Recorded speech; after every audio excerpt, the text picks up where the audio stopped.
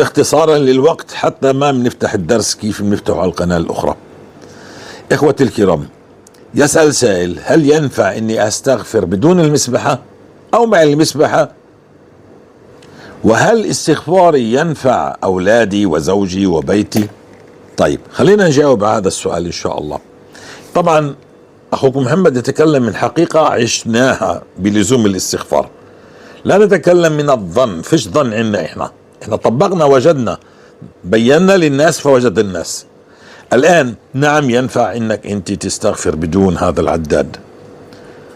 الآن العدد القليل والكثير طبعا بيفرق الأمر كثير. أنا ما عشتش بالأرقام الصغيرة، ما عشت، أنا عشت بالأرقام الكبيرة. يعني إن شاء الله من فوق 12,000 إلى 30,000، وال30,000 فيه عجب وعجاب يا جماعة، فيه وكأنه فيه الذي تبحث عنه. فأكثر، اجعل سقف استغفارك 30,000 إذا استطعت، وإن لا فأقلها 12,000. أنا ما عشتش لم أعيش 12,000 لما كنت بدي أخلص من همومي، أنا عشت 30,000. فأنا ممكن إني أستغفر كل الوقت. كل الاستغفار مهم، إن شاء الله 1، إن شاء الله 2، إن شاء الله 10، كله مهم. لكن أهم من هذا الشيء انتهي عن الذنوب، خاف الله وراقب الله. يا جماعة، في ناس بتعرفش إنه تأخير الصلاة ذنب، في ناس بتعرفش إنه النمص ذنب، غيبة ونميمة ذنب، أكل حقوق ذنب، نظر ذنب، سمع تتنصت على فلان ذنب، تنقل الكلام ذنب، تنبطح تحت شهوتك ذنب، ربا ذنب. يعني كل هذه الذنوب تحرمك الرزق، انتهي عنها. ما أمرك الله به ائتيه قدر المستطاع مجتهدا، وما نهاك الله عنه فانتهي قدر المستطاع. أما إنك تعمل شو بدك، هذا هو سبب التعطيل، أن تعمل تأخذ من الدين ما تشاء.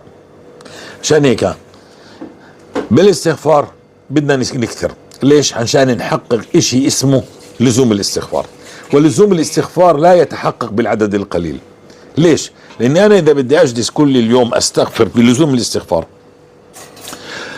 بدل ما اتكلم فلان وفلان. يعني لما انت بتجلس جلسة بين الاخوة والاصحاب والاصدقاء والزوجة، جر جر جر جر جر جر جر، بتطلع انت 1000 كلمة اكثر من 5000 كلمة بالساعة. طب اجعلهن استغفار، انتقل الى الاستغفار.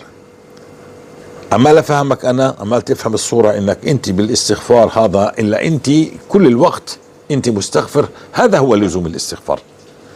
الان انا مثلا ممكن اتكلم مع احد افراد بيتي، بس لما انتهي بدي ارجع للاستغفار. بدي افوت اروح اصلي، طيب بعد ما انتهي برجع للاستغفار. طيب بدي اقرا قرآن، بعد ما اخلص القرآن برجع للاستغفار. بدي اكل، بعد ما اخلص اكل برجع للاستغفار. هذا هو لزوم الاستغفار.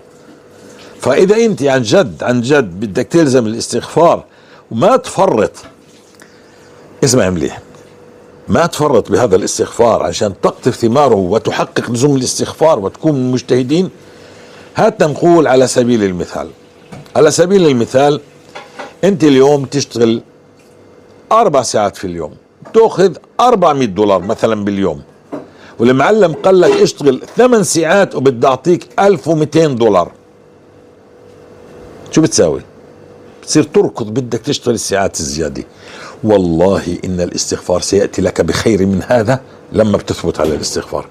كم يأخذ منك حتى تثبت على الاستغفار؟ في أثبت، يعني خلاص أنا إنسان مستغفر. في ناس تستغفر 2-3 ثم تريد أن تنتقل إلى الحوقلة أو تنتقل إلى سورة البقرة. هذا مش لازم، هذا يعني هذا ليس ملازما للاستغفار وثبت على الاستغفار. قد يحتاج منك الأمر إنك تثبت على الاستغفار سنة أو 6 أشهر أو 7 أشهر أو هكذا. خلاص أنا إنسان، خلاص أنا مستغفر، لازم الاستغفار. هنا يبدأ عطاء الله الذي في كل الصور. طيب، فأنا إذا استغفرت بلساني كل الوقت استغفر الله فيش حاجة الصوت يطلع، ولكني استغفر. العداد بيساعدني اني اضبط ارقامي، اني تكون عالية الارقام، سقف عالي للاستغفار. نعم. وهل استغفاري ينفع غيري؟ نعم، نعم. أو أصلا أنا قصتي كانت استغفاري نفع غيري، وهي كانت لغيري مش لنفسي. نعم، كان استغفاري أصلا في البداية عشان الله يغير أحوال الذين يعني أحد أفراد بيتي الذي السحر كسر ظهري.